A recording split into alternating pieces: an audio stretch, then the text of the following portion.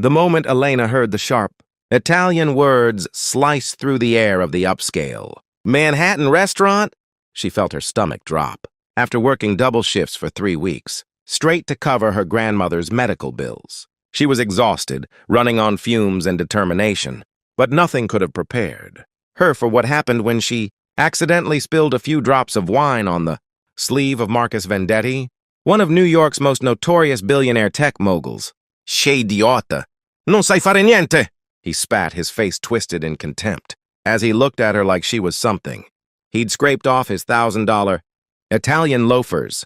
He continued his tirade in rapid Italian, clearly assuming the young waitress in her modest uniform couldn't possibly understand the language of Dante, his dining companion. Another suit-clad executive laughed uncomfortably as Marcus gestured wildly, calling Elena clumsy, stupid, and questioning how someone so incompetent could even hold a job in such an establishment. Elena stood frozen, her hand trembling slightly as she gripped the wine bottle. The other diners had started to notice. Conversations dimmed. Eyes turned toward their table. Her face burned with humiliation. But beneath the embarrassment, something else was stirring.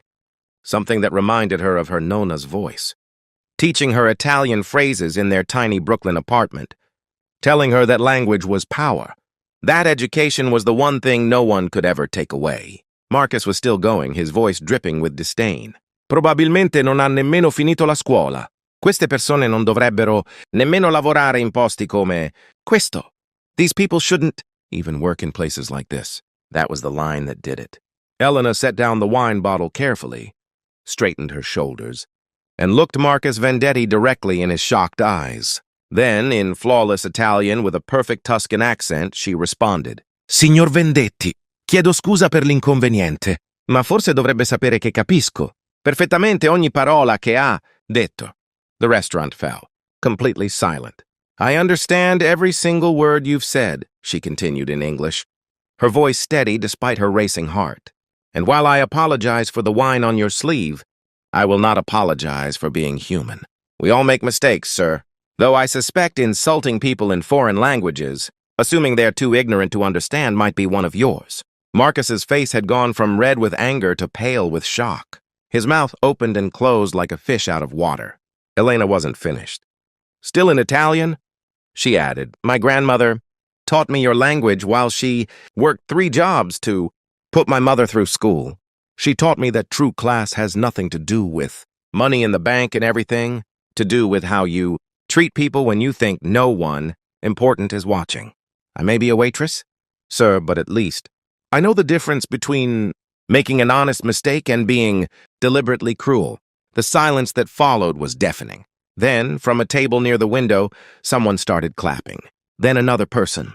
Within seconds, the entire restaurant had erupted in applause. Marcus Vendetti, the man who commanded boardrooms and made million-dollar decisions before breakfast, sat frozen in his chair, utterly speechless.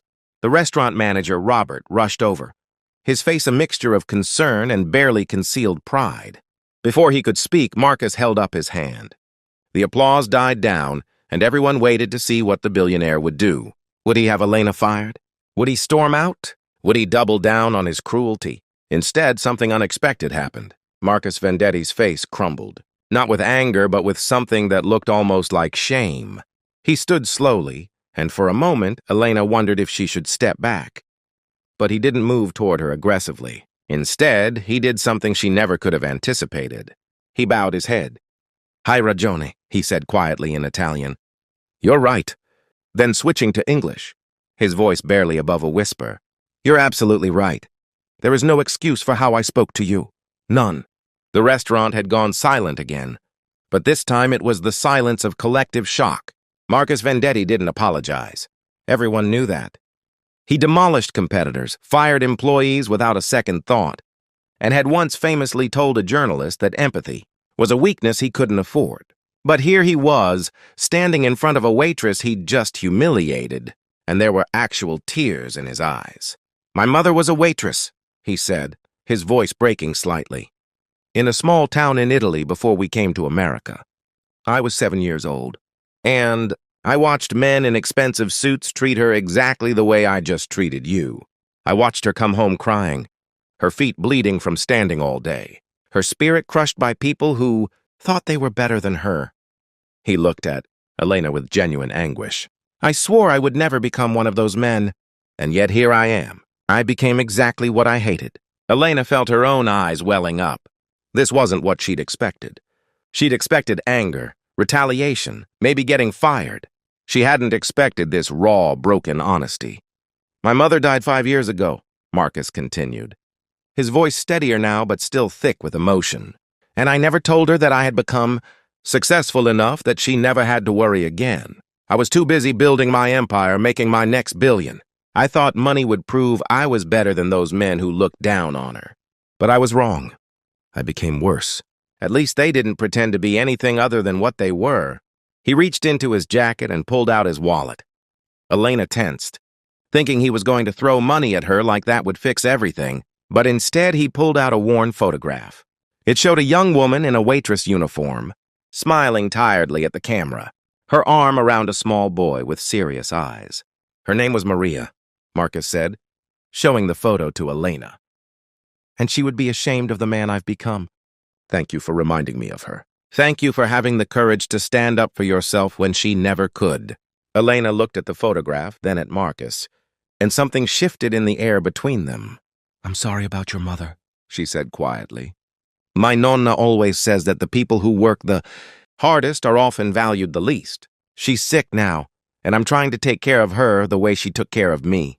Marcus nodded slowly, wiping his eyes unselfconsciously despite the dozens of people watching.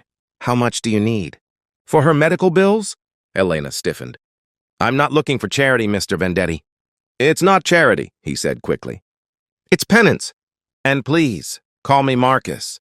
He paused, looking around at the watching crowd. Actually, I have a better idea. Are you in school? Part-time, Elena admitted. Business administration. But with Nonna's bills? I'll pay for your grandmother's treatment, Marcus interrupted. All of it. And I'll fund the rest of your education. Full scholarship to any program you want. And when you graduate, if you want it, there's a job waiting for you at my company. Not as a favor, but because anyone brave. Enough to call out a billionaire's bad behavior in a crowded restaurant is exactly the kind of person I need working for me. The restaurant erupted in applause again, louder this time. Elena stood there, tears streaming down her face, unable to speak. Her manager was crying. Several other diners were crying. Even Marcus's dining companion was dabbing at his eyes with his napkin. But, Marcus added, holding up his hand again for silence, there's one more thing. Elena, would you help me? Would you help me remember who I'm supposed to be? Not as an employee, not as a project, but as someone who understands that money doesn't make the man. Character does. Elena looked at this broken billionaire. This powerful man who'd been humbled by a waitress's courage and his own mother's memory, and she saw not an enemy, but a human being trying to find his way back to himself. On one condition, she said, her voice growing stronger. You treat every person you meet, from the CEO to the janitor, with the respect your mother deserved but never received. Marcus extended his hand. You have my word. As Elena shook his hand, the entire restaurant rose to its feet in a standing ovation. And in that moment, in an upscale Manhattan restaurant, something rare and beautiful happened. A billionaire remembered his humanity. A waitress claimed her dignity. And everyone present was reminded that kindness, respect, and the courage to stand up for what's right are worth more than all the money in the world.